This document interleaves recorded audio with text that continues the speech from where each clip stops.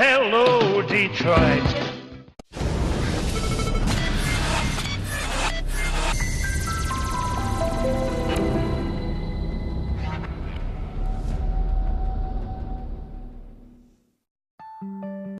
Today's energy in all large buildings are controlled through an energy management system.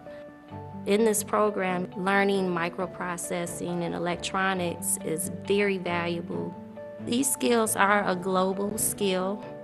To be able to make a building function, just a phenomenal feeling. I'm faculty, and I teach HVAC, furnace, hydronics, refrigeration. There's just some phenomenal people here. Coming to this college, no one ever turned me down to help promote me in my career and promote young people in our community as well as women. I would implore anyone from the community to take advantage of this educational opportunity. It's still affordable and provides a great lifestyle. You grow a confidence and you grow it from being educated. I had an uncle that was a welder. He welded on the trains back in the day. A welder put two pieces of metal together. We blended it in just like it's nothing was there. As it comes together, it's just like a poetry in motion. I want to be a welder. It's a wonderful program. They're investing in your skill. They're investing in you because they feel that you can do it. Women, guys, everybody was just involved working together, hands-on. The staff here was just very open to saying, okay, you know, you need some help. One of the instructors adjusted me a little bit and got my hands on the right form, and I was off and running. It made me feel like, okay, if they can do it, I know I can do it. And I just kept on pushing, and I did good. And it made me so happy and proud. Working on that bridge from Canada to Michigan, that's where I would be at, guaranteed. I've always been interested in driving. When I was in the service, I drove a stick shift truck. After being retired, I got tired of sitting around. It's time for me to get back maneuvering something on the road. I'm back in school again, and I seen the sign out there, said truck CDL.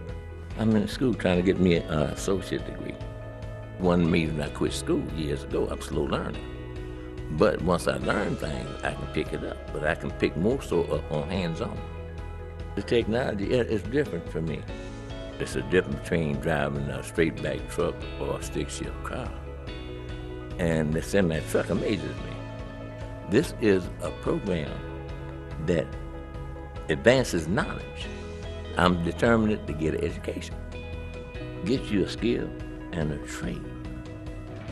Live life. Enjoy it. I'm involved in the CDL program here, CDL training. A new beginning to be able to start my own business. I had worked prior to doing the CDL training, driving for a waste management company. A friend of mine called me. He said, Sam, I know what we can do. We could get into the car hauling business, but we gotta get our Class A license. That was it. This is the calling. You gotta go to the school and take advantage of the program that was being offered. It was hard, but we had instructors that didn't want to see you fail, that wants to help, that wants to push you. They had the hands-on actual experience. And today I'm sitting here, a successful CDL holder. Now success looks brighter. If you feel inside comfortable enough to say, this is what I want, this is where I want to be, this is what I want to do, go for it.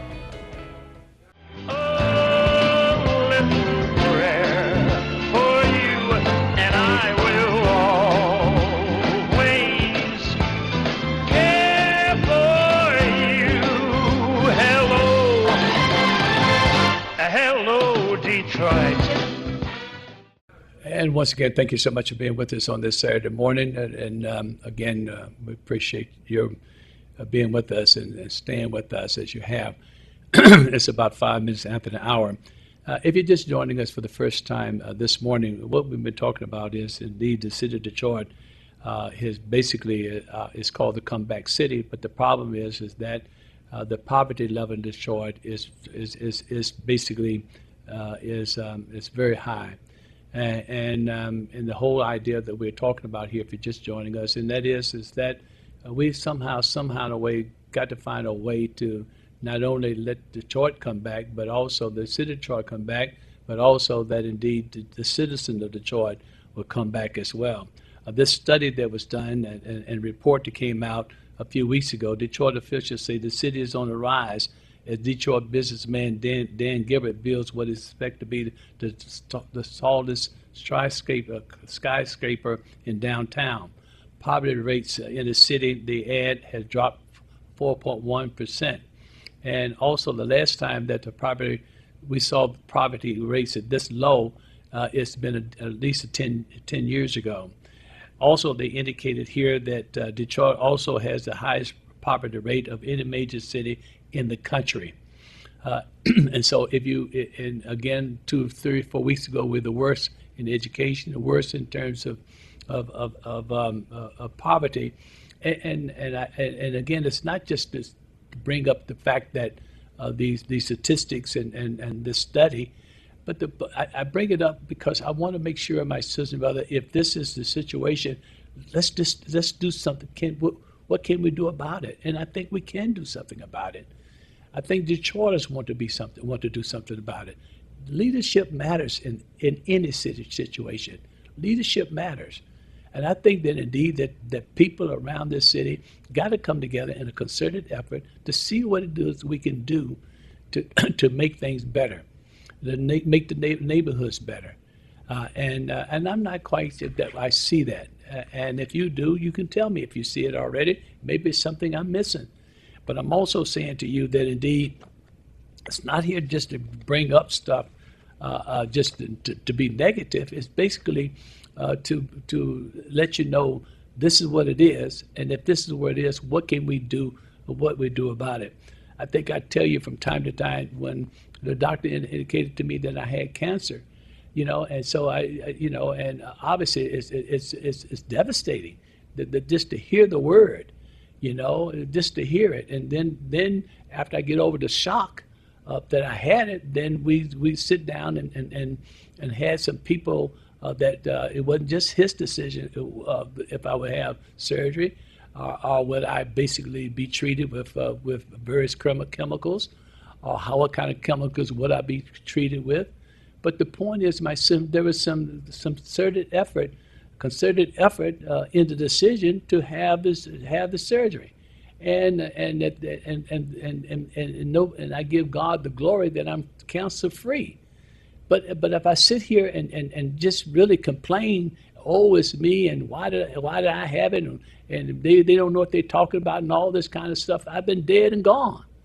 And I'm just saying to you is that I bring these things up to you not to be just to be talking about negative. It's basically what can we do, and so many times people you blame the messenger for bringing the truth, and I'm just saying to you is somehow, some kind of way, if this guy goes and gets $680 billion from Brownfield, and that's that's what they called it, and of course it's tax credits and so forth, and so you don't have to. It's not really, but the point is whether it's cash or whether it's by tax credits or whatever it is.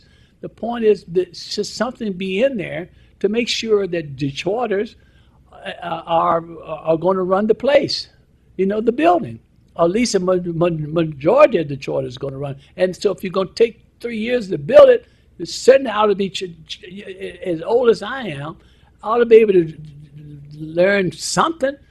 And ought to learn something, in terms of hospitality, in terms of hotels, in terms of running a building and all this kind of stuff, and running the various businesses that are going to come with the building. So if we know what's coming, then let's get ready for it and get the people trained for it. Like I was telling you before I went off to break, you got FlexGate, and I'm so upset because they won't return my calls or anything like this. And to ask them what programs are you going to put in place to run this place. and the people who you're going to hire. You know, and you're going to build it. You got 2 years. You're going to have some nice jobs there. So train us so that we can help you run the place. Train us. You know, you got 2 years to build it. Certainly, I can learn to do a whole lot of things in 2 years. And this is the thing about, I think that Mrs. Taylor, that our young people, they need to see it. They can if they can see it, they can believe it. And that's like a DTE. You know, you're gonna tell me that you can't find tree trimmers. You know, I mean, surely we can learn how to trim trees. You know, and that's good jobs for the summer. And I'm just saying to you, my sisters and brothers, is that it doesn't make sense. I don't mean to get all high and call and loud and everything, but I just feel that indeed that we can talk about the who's mayor. We can talk about whether he's black or white or green or yellow, whatever it is. It's about us. What are we doing? What are we doing to make sure that indeed these people are otherwise, then you just can't build it. You just can't build it. You know, if you're not going to put us, you're not going to put us in it, then you just have to just can't build it.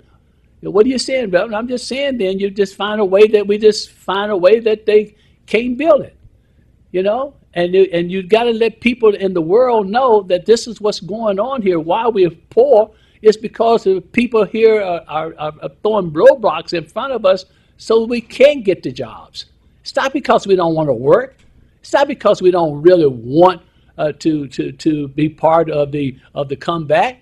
Nobody wants to sit around here and just want to eat, drink, get food from the government.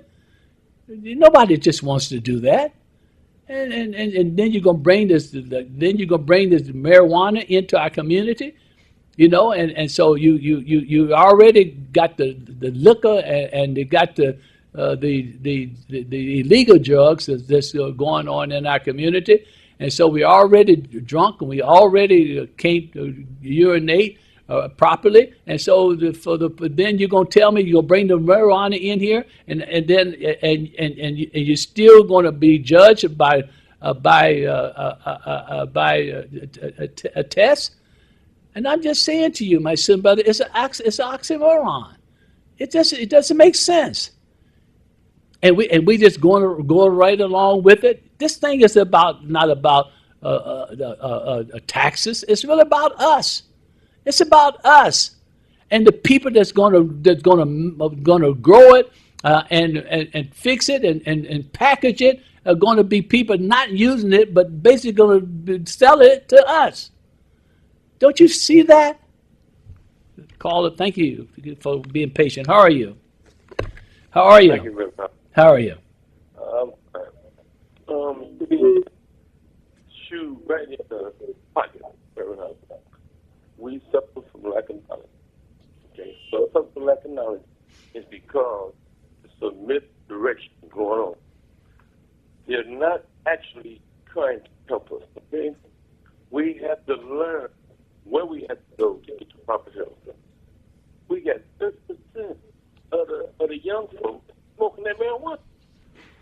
Now, when you smoke that marijuana, it's limited how far you want to go because you want to sit back and be cool. That's not going to never work, okay? Automation has took away all of their jobs. So now they're content to smoke marijuana at a legal wage. Okay, let's look at what the real problem is. We don't want to be told. If we would have common sense to try to listen and work with somebody, we would have a chance. But we're so divided. It's because we can't come together as a people. I mentioned once before, we got to call out the leaders that are not speaking for us so that we can get the masses behind us when they see somebody trying to make some changes. From how people talking. The only people about what Detroiters are doing, but ain't nobody else talking about it. Well, for themselves. This is why we have to come together with a forum. If we don't get a forum and get a consensus, we're not going to be able to come together, and we have to call out these leaders that are on the stage. We got David Snyder and that land delegation that are trying to make sure that we get less possible. So we have to really be more on the ball and trying to get it. But with this marijuana, go to a gas station, see how many blunts are sold in 1 hour. 30% of Detroiters are on that stuff, and they're not really trying to elevate themselves as long as they're making so much. Yeah. We are in this. Our kids don't listen. They stop us whooping our kids. How are we going to be able to get through to them when they making legal marijuana illegal? And I'm telling you, with that marijuana in them, they are not able to really try to go to the next level. This is why I always tell you, we can only to one reach, and we have to come with a consensus so we can find out who are the ones to reach. Thank you. Thank you for the call. Caller, thank you for your patience. How are you this morning? Doing pretty good. I'm listening to everybody, and I hear people say we got to get the officials to do something for us. When I look at history, when I see conditions in Detroit and across this country, officials have never did anything to enhance the condition of the people. When I looked at our conditions, I looked and I seen that there was so many was unemployed. When they say unemployment rate, Reverend Holley and the audience, they are liars. I broke down the people in Detroit. I broke them down to how many people was getting Social Security, how many people was retired, how many people was getting SSI, that's supplemental security income, how many people was on public assistance, and how many people was working. I found that over 300,000 blacks didn't, blacks I'm talking about, but let me say all of them, but mostly blacks, did not have a job. They called it not in the workforce. When you talk about unemployment rate, you're only counting those people who signing up, that's laid off, signing up for unemployment. And that's how the capitalist system lies about the conditions in the community using statistical math and then not telling you about the real deal. So I broke it down. I don't listen to the newspaper when they say that. And when I broke it down, I found, here how I got it. I went to the finance department here. How many people, I asked them, paid taxes? They said, this is how many people pay taxes. I then took and said, how many people is 16 to 64? And I divided the people that were actually working, that paid taxes. We know some people ain't going to pay no taxes. That's how I found out about how many was not in the workforce. Then I said, well, let me break it down and see, not in the workforce. I said, I spoke about the retirees, Social Security, on welfare. Then when I left up, I had 375,000 people didn't have no income. They went to the post office and got food stamps that the president now say don't cut off because they are able-bodied. And the last thing I did, I said, well, let me see if the other cities like that. I took 17 cities with the largest number of black population in it. And I found, when I looked from 1970 to 2016, I found that most of them was in the same condition. Chicago, I looked and I broke that down. And then I looked and seen the population was forced out like in Detroit. Like in Detroit, in 2010, there was 590,000 black people in Detroit. That's when the mayor was in here now. In 2016, there was 562,000. Over 31,000 blacks was forced out of Detroit, and he got in when he was running against Coleman Young. He said it was only 3% because most people do like say you throw these numbers at me, and that's all you do. Well, they know you don't look at numbers, so they can lie to you. And all those are standing around the mayor. They just try to get them an income, and they're not willing to help us because they ain't looking at the numbers. If they looked at the numbers, they would understand, Reverend Holley, that they are changing the economy in Detroit and the country. We all suffering because they have tore down our system and building another system. And that system is a knowledge society. The guy that came on your show last week, that's what he's talking about. He represents venture capitalists. And they're talking about, when I dissected him, when he said he was going to concentrate this on the North End, I told him the conditions I've seen in the North End. He said, oh, we ain't talking about, look, brick and mortar and stores and stuff like that. We're talking about business that you can talk about contracting for information. That's what I'm talking about. Okay. We don't understand what's going on. Gotcha. We're fooling, we let them fool us that they're going to give a vocational training, and then at the same time, those programs are going on, they're putting thousands and thousands up out of the city. And we don't want to go out of the city because I studied out of the city also. When I studied out of the city, I studied a guy from Brookings Institute called Andre Perry. Right. He said, where's the blacks going out of these when they leave these cities? They're going to enclave. And he asked at the end of that's a little bitty territory surrounded by white communities like they got out here on 13 or 14 mile road with no transit for them to get to a job out there, and they go and rob and go to prison. That's happening all over the country. So when the people find themselves like that, hear what they do.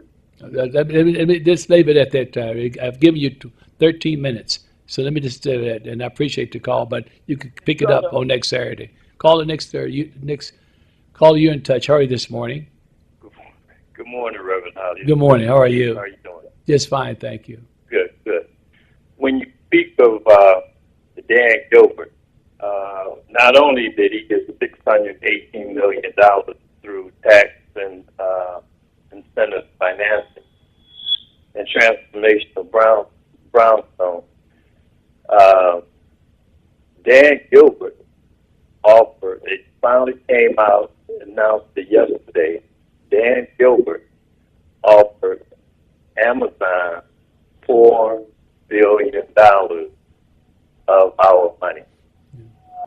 Okay? Dan Gilbert led the 62-member group. Right. 14 blacks on the group, Brenda Jones and Scott Simpson. Okay? Now, the state of Michigan, the state of Michigan deprived the city of Detroit of fair revenue sharing, where when I say fair revenue sharing, Detroit would be able to sustain itself and would not have gone into bankruptcy. So you owe Detroit $1 billion, over $1 billion in tax revenue that Michigan refused to give to Detroit. But Michigan, Dan Gilbert, and Mike Duggan were willing to give Amazon $4 billion. dollars of Yeah. taxpayers' money. Right. This crazy, Rev Holley. Yeah. And But so let me when ask you this, though. people say, Let me ask what you are this. we going to do? Let me ask Well, you. first of all, you have to look at your elected officials. We have a carpetbag there that put Dan Gilbert, a carpetbag in charge of this committee, and they're using our money. Now, this money, we holler about our food, mental health, our roads, the infrastructure, job training. This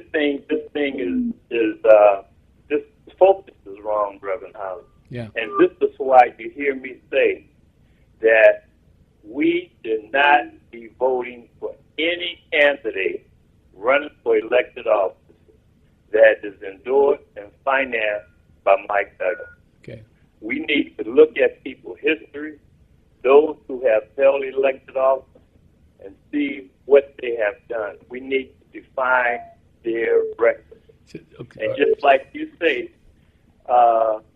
if you know jobs are coming or projects are coming, then why not get the people trained? That's like that room got a bridge coming, okay? You know he's got the bridge coming, and he's got a candidate running that works for him. She's running for Congress, and she's saying Matty Maroon is committed to Detroit. Well, I say he's not committed to Detroit because he hasn't set up a training program for Detroiters to work on that bridge. So, again, the bottom line, what we need to have, Reverend Holley, is we need to have a show or a town hall meeting where we can address the miseducation of the Detroit Negro. Gotcha. That's what's needed here.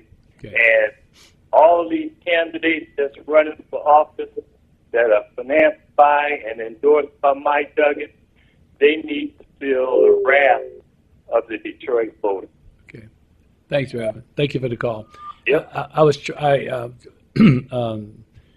Chief, I was trying to get in and have a conversation with you. And, obviously, it was difficult for us to over the phone, and it didn't work out. But you're welcome to call back when I give you this. You see, the thing is that obviously, if Amazon, I would think that the state of Michigan is offering Amazon all these tax credits. You're talking about 35,000 jobs, Chief. I mean I mean, and then so I don't think we should have a problem if Amazon was coming in and you're talking about 35,000. I mean, you're talking about that's close to about a third, close to a half of the workforce here in the city of Detroit. If we train them. The other thing I'm just saying to you is even with I'm not as I said, I'm not mad at even with Dan Gilbert. The thing what I'm upset about, I think, is not upset, but I want to throw it out there for us to have a conversation is, should not there be some training programs, some money in here for training? And for those of us who basically, it's going to take you 3 years to build this thing. So you mean tell me in 3 years I can't run, I mean, it's a lot of things I could do in 3 years. And so while you're building the building, build me.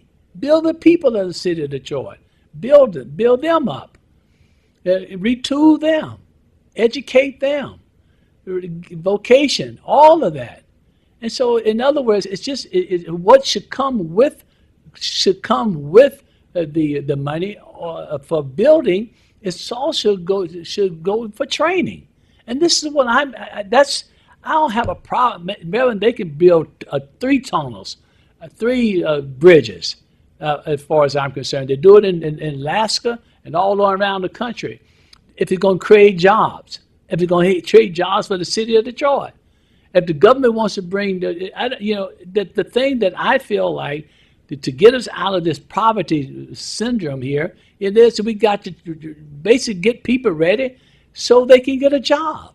and the jobs are here, and the jobs are going to be here, then it ought to be us who are getting the jobs. And so I'm just saying to you that you should not have one without the other. You should not position the building without changing the condition of the city. And somehow, some kind of way, that misses. We miss that somewhere. Somewhere down the line, we miss that. And that, to me, where politicians ought to really understand that the both go hand in hand. What some of these guys are doing, these builders are doing, say, I'm gonna pay the fine. I'm not gonna look for Detroiters to do this or to do that. I'll just pay the fine, and that ought to be taboo. You ought not to be able to pay the fine to get out of doing what's good and what's right by a city that you're in, that you're making money out of. And I'm not that smart. I'm not that educated in terms of economics. I'm not that educated and smart in terms of basically how all this stuff can work. But I do have a practical sense of understanding, my sister and brother, that indeed one fits the other. And if you don't have something in place for the other, it should not be in place for the one. And this is all I'm advocating. If we got these numbers here, if we got these kind of problems here with they have a piece in here about very undereducated population, not undereducated population. We only have about 15% of people in Detroit that have a degree above high school. 15%. And I know many of you feel like, well, that having a degree don't mean a whole lot. Well, even if you don't have a degree, at least have a certificate. It's something that basically say you have a specialty in a particular area. And all I'm saying to you, my sisters and brothers, that you got people who basically can't get a job because they don't have they can't test right, and so now you're gonna bring in marijuana, and it's legal, but you will not be hired by people who basically are in businesses if you test for drugs in your system. It's legal, but it's not going to be accepted by the business and the work community. So I'm just saying to you all this is going to do is basically throw us. It's 33 minutes after hour. Caller, thank you so much. How are you this morning? Good morning. Yes. Yes. Good morning. I want to counteract about this marijuana. Do you know Schumer, Boehner, and that turtle in Kentucky? Do you know that the United States is growing hemp now? They're growing hemp in Kentucky. The only thing that the preachers can sit up here and talk about is people getting high. Well, listen, the marijuana industry, it's an industry, people. You can make toilet paper. You can build houses. You can build cars. It's a new industry. Every capitalist country has to maintain an industry. You have to look farther behind people getting high. You get high off your blood pressure medication and your Valium that doctors give you. So don't come talking about that. It's an industry that we should jump in.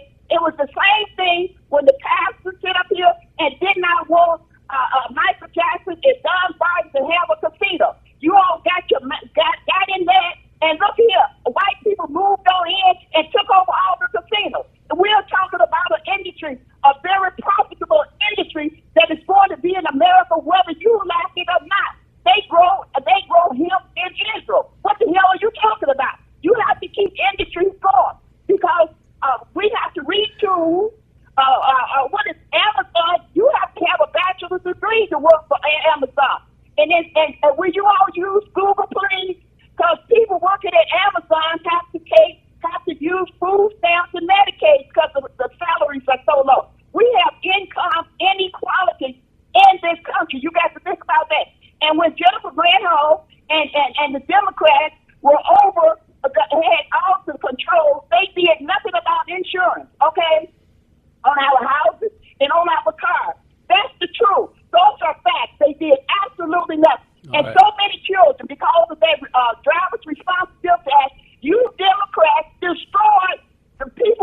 in Detroit. People lost their jobs. They lost their houses. They had to move out of Detroit because of you Democrats and that Driver's Responsibility Act. All right. Listen, we use Google. We do our own research. None of you Negroes can come up here and give us no statistics. I don't. That's I. Good morning. Anyway, Good morning, Rev call you in Holley. touch. How are you this morning? Are your ears Yeah. okay? Yes. But, you know, in terms of the situation with Detroit, and you know you were talking of poverty. Reverend Holley, education, if you're impoverished, education is your way out of poverty. And if you're educated, it'll, in most cases, the vast majority of cases, it'll keep you from becoming impoverished. So, I mean, you know, Detroit public schools, free education. If you graduate from the Detroit public schools, Wayne County Community College, free. Okay? So, you know, you can lead a horse to water, but you can't make him drink. And, you know, you can't want more for people than what they want for themselves.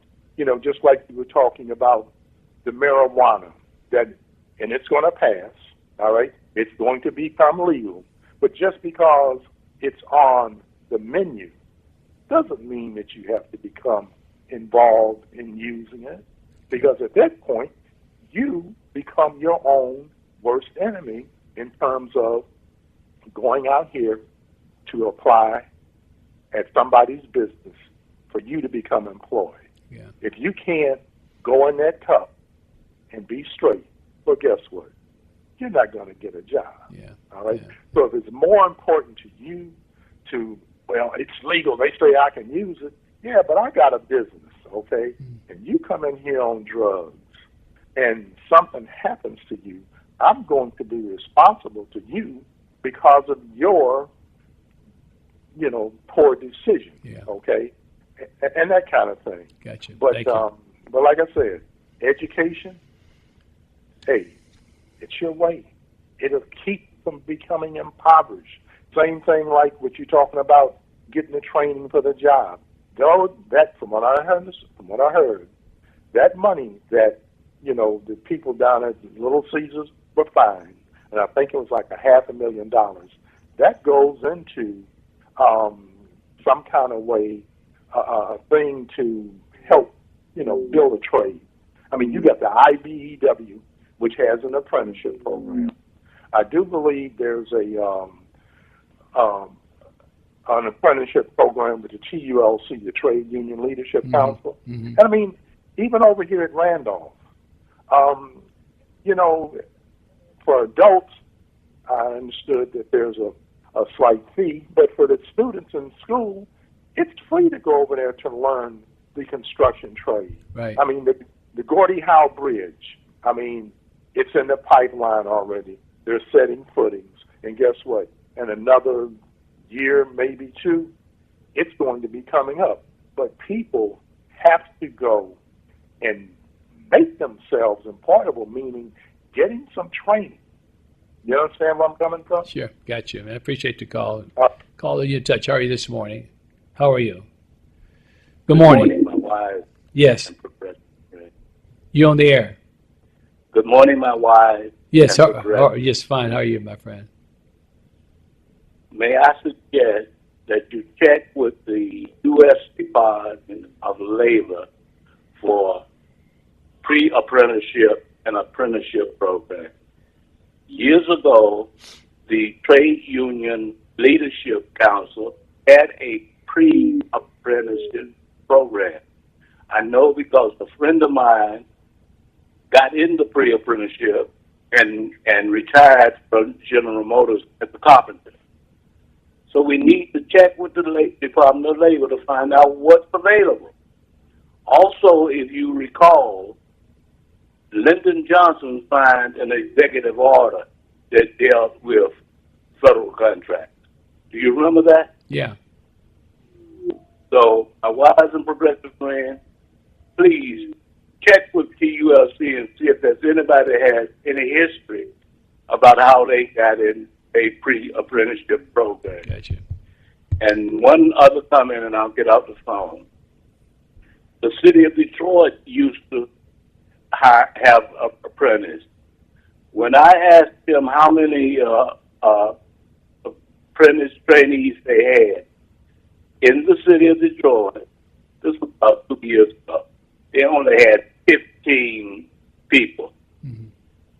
We need to stop the privatization and put more people to work with the city, because government is people and people is government. Got you. Have a blessed day, brother. And I thank you for the call. Caller, thank you for your patience. How are you this morning?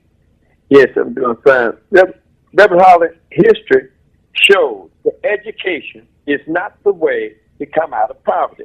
Such as when they old people found themselves in the 30s, didn't have anything and was dying in the street. Millions of the workers said, we hell with the capitalist system. We say you must guarantee Social Security unemployment for old age people. That's how they done it. Unemployed people said, we tired of being unemployed with no compensation. If they didn't have no education, that's how you got unemployment compensation. That's how you got food. That's how you got Medicare. So what you're saying? Millions came in the street. So what they you didn't say we're gonna go to a school got 3,000 people, 100 people ain't got a job, and we're gonna educate 1 to 2 people as the captain set up our knowledge society. You all are missing a boat talking about education. How can you educate? And then tell me, why are there poverty? Why are they poverty? Why are there people don't have education in Detroit? They destroyed the system. You think we forgot that? So when you're talking about education is the way it's not true historically and with the whole country. So we must force the people to give a full assistance, and then people can go to education when they got the house payment, when they got food, and when they got heat. And then they go to school like my wife did when we was 5, and she became a nurse and a head of nursing. But they had to have full assistance. But the man you work for cut the public assistance out and say get a job and get an education. And you said we ain't got education. You probably feel guilty when they say black people ain't got education in Detroit when they destroyed the education system to set up what you see now. It's a shame to hear you all talk that. All right. 17 minutes. If I could, I want to honor Memorial Day with this piece from Minister Farrakhan, basically talking about justice or justice, or talking about the fact of devaluing, trying to basically devalue your life. I think it's so pointing. And I just want to basically somehow, some kind of way, work this in on this Memorial Day weekend in remembering those who made the ultimate sacrifice, but also my sisters and brothers, that many people who basically, for the most part, who just can't get just to where God wants them to be, because we have this sense of basically where we just don't value life. And obviously for those who've died for this country, made the ultimate sacrifice, but also we've got to understand too that we got a whole lot of work to do, because they have made the ultimate sacrifice, that we have to do, those who are living, got to do what we can while we're in the life that we live. Just let me just basic celebrate this weekend with this piece right here. All of the nations of the earth as we speak are angry. They're angry because governments cannot suffice the needs of their people. They're angry because a few have gotten wealthy at the expense of the many, and the poor and the sick and the weak and the unlearned multiply. And the value of their lives are diminished by the rich and the powerful, so that when human life is devalued, that in the eyes of man you are unworthy of the gift of life, then it is easy for another human being to take the life of another human being that he or she has devalued. Black life in America is devalued. Hispanic life is devalued. Even poor white life is devalued. There's a way that I have to behave. I'm free, but I'm not free to rob you of yours. I'm not free to take from you what does not belong to me. So if I will construct my life according to these righteous principles, then between man and man, man and woman, peace. Between race and race, peace. Between rich and poor, peace. We have our beautiful Mexican family. This once was theirs. So you can't say to them they are aliens. That's a horrible word to use for former owners. I see my indigenous family here. Many tribes, but they're really one great nation of people that now must be reunited with themselves. So it's their time now, as well as ours, that God would intervene in our affairs and bring the bottom rail to the top.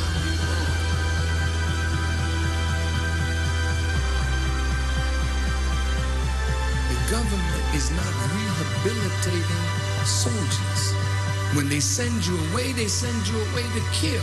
When you come home, they gotta reconstitute you for civilian life again. Make sure you have a job so you can take care of your family, but they're not doing it.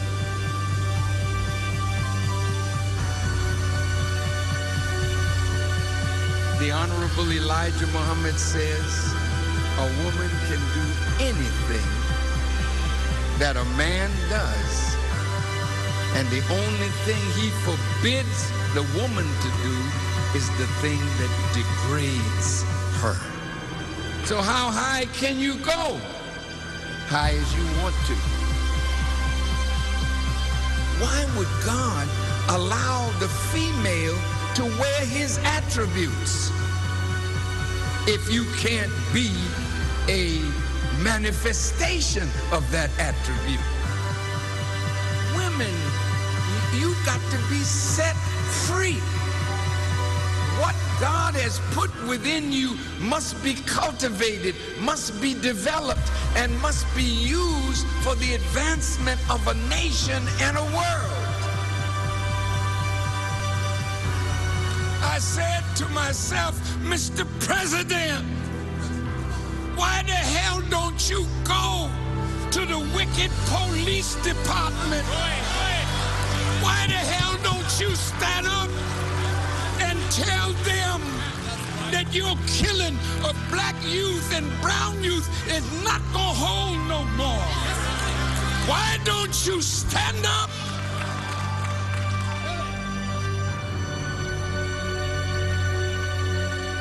God's world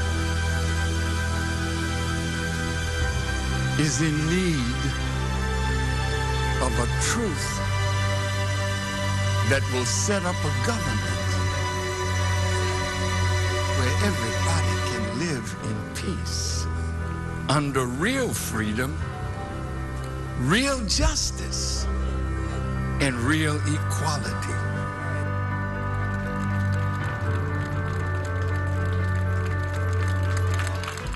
And again, obviously I'm very partial to that piece because it says so much. And I think even on Memorial Day weekend, it says a lot.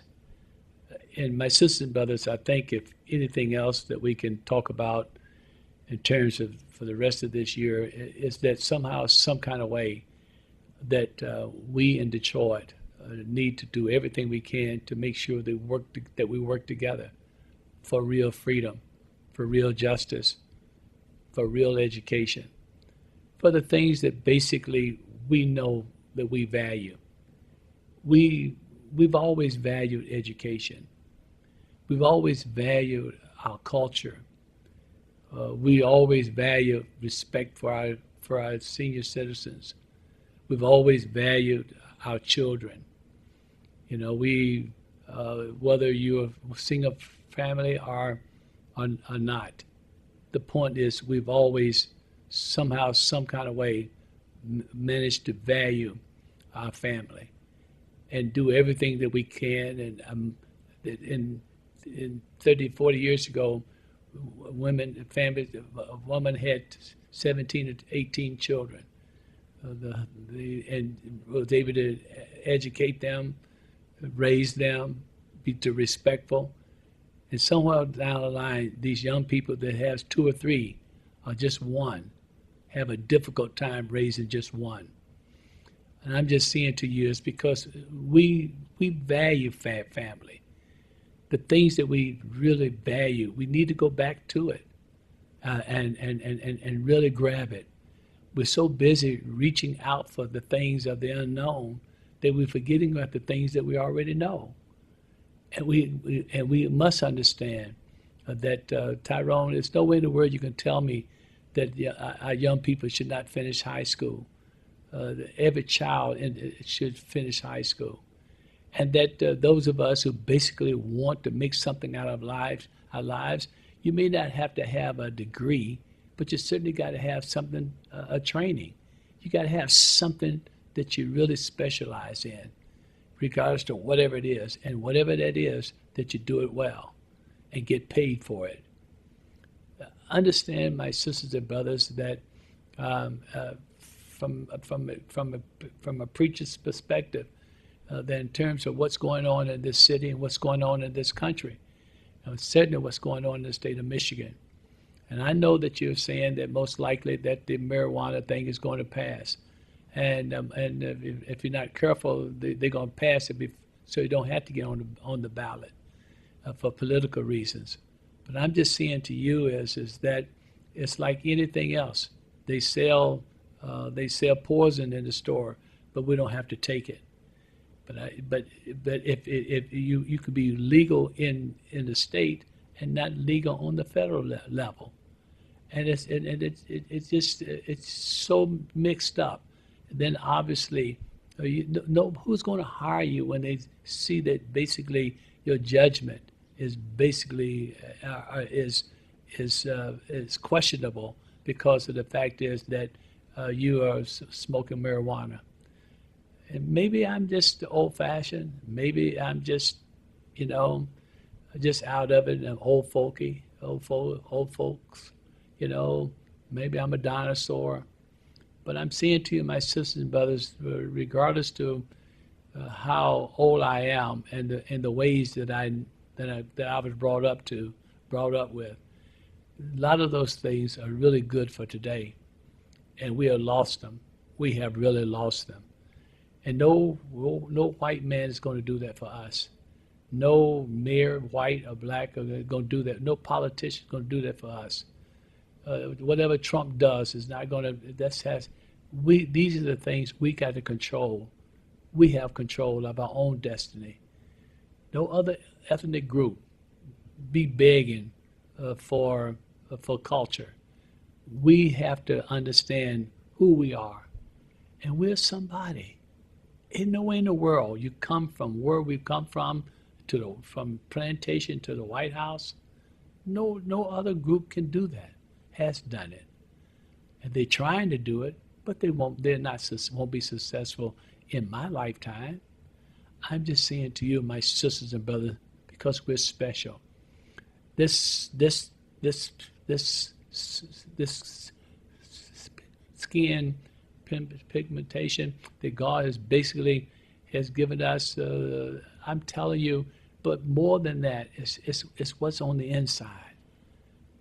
We are able to overcome all of these obstacles, and certainly we can do the same thing here. But to sit here and be satisfied with being the worst school system in the country, be satisfied with the worst in terms of poverty in the country, and I live in Detroit, and you live in Detroit, and you basically you're going to take it. I don't want to. I'm not going to take it. I want to do something about it. I wanted not only with the city to come back, but also that again that the citizens of the city of Detroit will come back as well. And so once again, I thank you so much for being with me, and I'm grateful for this weekend and all your calls. I appreciate it so much. I thought I was going to be by myself this morning, but you came through for me, and for that I'm grateful. Have a wonderful, wonderful weekend. I will say